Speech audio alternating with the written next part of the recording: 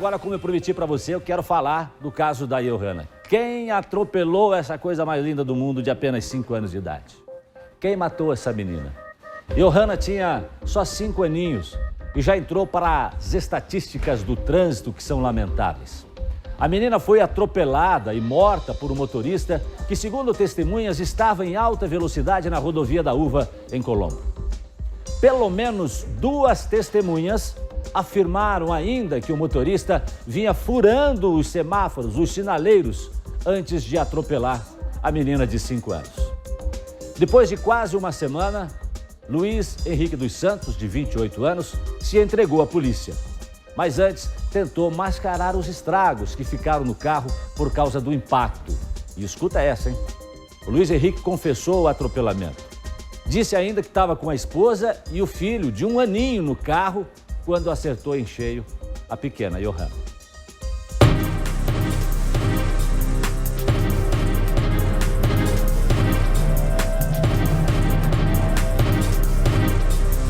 Pelas imagens de câmeras de segurança nas proximidades do acidente, é possível ver o momento que o veículo Cruze branco passa em alta velocidade, instantes antes de atingir Johanna. Depois, em outras imagens, é possível ver o veículo entrando em outra rua, já depois do acidente e com a lateral direita destruída. O carro estava em uma oficina para ser arrumado em Curitiba.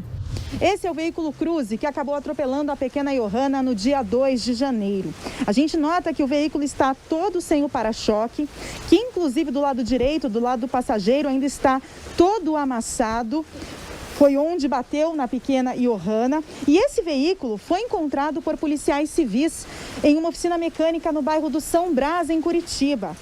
O motorista tinha intenção de arrumar o carro primeiro, antes de que ele fosse periciado pela Polícia Civil. Inclusive, no banco ali do carona, no banco do passageiro, a gente percebe o para-choque original, que bate com todas as peças que foram encontradas pela Polícia Civil um dia depois do acidente. O carro é rebaixado de forma não regular, pois não está descrito no documento do veículo, e também tem suspensão a ar. Para o delegado responsável pelo caso, Dr. Irineu Portes, ele assumiu que atropelou a menina, mas que não estava em alta velocidade.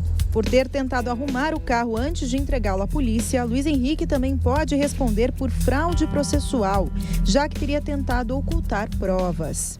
E ele alega que ia consertar, porque estava consertando, porque na casa dele não tem a garagem e tal, aquela história toda, né? Mas, na verdade, ele estava tentando apagar os indícios de que realmente ele foi atropelador.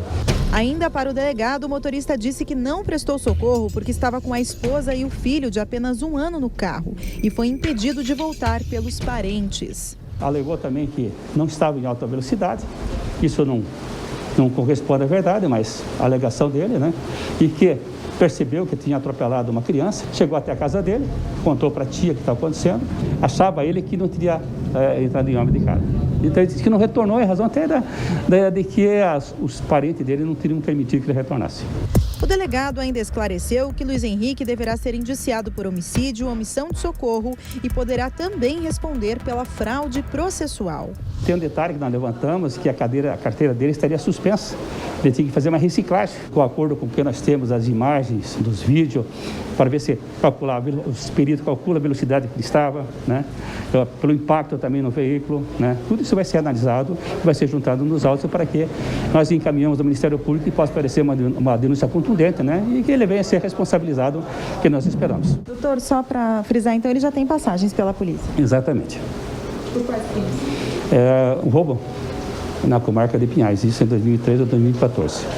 Nem o motorista e nem o defensor dele aceitaram falar com a imprensa. De acordo com o delegado, o carro, que é de um tio do motorista, será periciado e liberado. O motorista deve responder em liberdade. Lógico que a gente vai ouvir a esposa do acusado, como também algumas pessoas que estavam naquela festa que ele diz lá em Bocaíba do Sul, vamos usar para confirmar se ele ingeriu bebida alcoólica e se fazia presente de bebida. Eu acredito que deveria ter álcool. Ele não retornou ao local justamente por estar alcoolizado. Agora, tanto a mulher como os parentes vão afirmar isso, mas para nós, só o fato de que havia bebida no local, imagine se não teria bebido.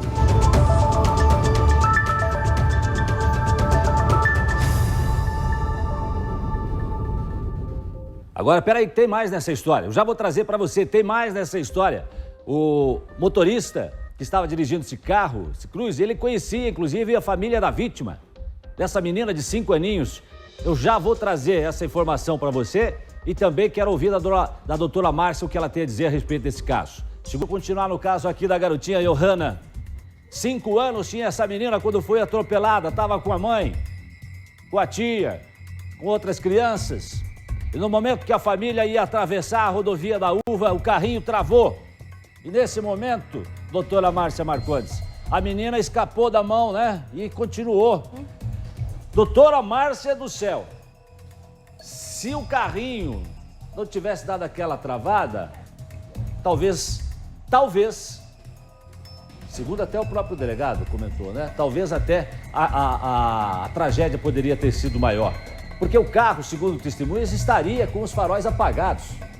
E já era mais de 8 horas, ou perto das 8 horas, cerca de 8 horas da noite daquele dia. Então, realmente uma situação complicada. Doutora Márcia Marcondes, o homem conhecia, inclusive, a vítima. Daqui a pouco vou trazer o delegado que vai falar sobre essa situação. Mas ele se apresentou, doutora. Jason, tem uma coisa que me incomoda muito sempre. Quando essas pessoas envolvidas, né, em um acidente, causadoras ou não dele, saem do local. Saem do local e sempre tem uma ligação assim, eu achei que um bateu em mim, eu achei alguma coisa, não... Mas elas não conseguem pegar e no momento seguinte pegar e dizer assim, olha, aqui é o Joãozinho, eu me envolvi num acidente em tal lugar e estou à disposição da justiça. Isso eles não têm esse insight, já que não conseguiram.